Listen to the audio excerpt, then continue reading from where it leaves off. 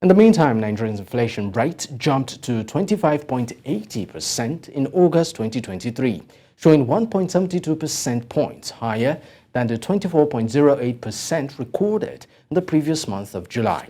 The National Bureau of Statistics (NBS) made this known in its Consumer Price Index (CPI) report for August 2023. Africa's largest economy is grappling with rising prices ahead of a central bank interest rate decision later this month.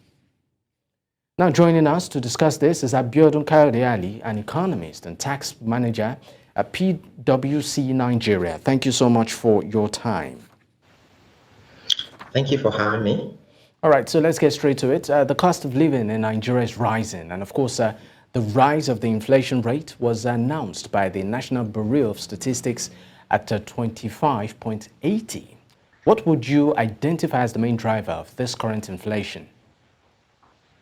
All right, thank you. That's actually a very good question. So, looking at the spate of things that have transpired in Nigeria, right from the past administration and even prior to then, we've had challenges with respect to food security. And given the fact that the current inflation basket, food represents about 50%, this is one of the critical challenges that led to the increase in consumer price index. So if you consider that there is the issue of farmers not being able to get to their farm in the food basket regions of Nigeria, and there is also the issue of transport costs, right? If you also consider that about 10% of a consumer's monthly emolument is being spent in transporting himself, you can understand the significant impact of the policy that was taken by the current president when he announced the removal of subsidy. So this is also another thing that has actually led to the increase in prices. And also you must consider that Nigeria's economy is open to the extent whereby we actually do a lot of imports, right? Import of finished products, manufactured goods. We have a lot of these things, and these are also some of the reasons that are leading to it. So once you consider these three factors I've mentioned, added to the fact that there is also an increase in money supply, all these factors could be seen as responsible for the current inflation rates that we have. All right, would you say Nigeria is experiencing either demand and cost pull inflation, or how can this particular issues be reduced? Yeah, thanks. That's a very wonderful question. So, Nigeria's problem is majorly a problem of costs, right? So we're experiencing supply side issues, right? With respect to is it the production of goods and services, right? Given the fact that we have issues with respect to infrastructure, issues with respect to production, food supply shortages, even when it came to currency, right? The currency not being available at some early stages in the year, right? So these are some of the challenges that we've had. Not much from a demand pull inflation. And if it were from a demand pull inflation, you would have seen the impact of most of the measures that have been taken by the Monetary Policy Committee when they hiked interest rates. But that's not exactly the concern right now. So it's more of cost of production not being able to meet demands, right? Cost of supply, rather, not being able to meet demand.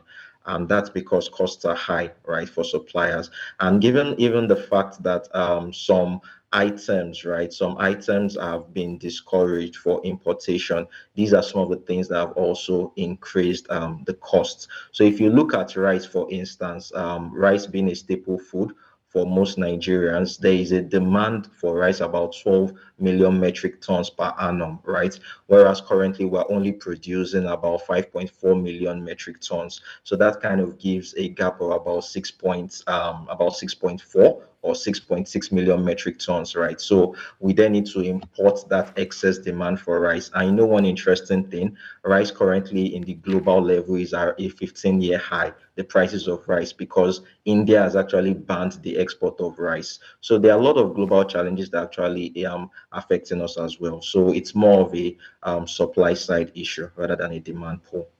Now, relating to the rising inflation, are there any potential risk or concerns associated with the leadership at the CBN when it comes to managing inflation and maintaining economic stability? Yes, that matters to a great extent. So if you consider some of the negative things that we've seen in the past administration with respect to the CBN issuing or printing money on behalf of government without carrying out a productive activity, this is one of the things that has also led to the increase in prices, right? So that's coming from the supply of money in the environment. So it also depends on, and that's why it's quite important for that independence between the monetary authority and the fiscal authority, whereby the monetary authority are able to stand their ground and insist on some certain things. So to a large extent, who is at the helm of affairs at the CBN does matter a lot. Then there is also some of the policies that were taken with respect to hiking rates. Now, if you consider for the fact that Nigeria has actually hiked interest rates for the past, I think we've been hiking our interest rates since May last year, and despite this hike in interest rates, we haven't seen a commensurate drop in inflation, right? So ever since we hiked interest rates back from down from 11.5% in May 2022 up to the current 18.75, inflation only reduced for 2 months by about 20 basis points, which is quite insignificant. Since then, inflation has been on the increase. So it's quite important that whoever we've already gotten a CBN governor nominee. It's important that he understands, he knows his onions with respect to the way these rates impact on inflation. For now, I think the current Monetary Policy Committee, who are expected to meet next, I think in 2 weeks' time, I would expect that they look into some of these monetary policy tools and kind of tone it down and see how they can also help steady this current or moderate this current inflation rate. All right. Thank you so much for your time. Abiodun Kayode-Ali, of course, an economist and tax manager at PwC Nigeria. Once again, thank you. Thank you for having me.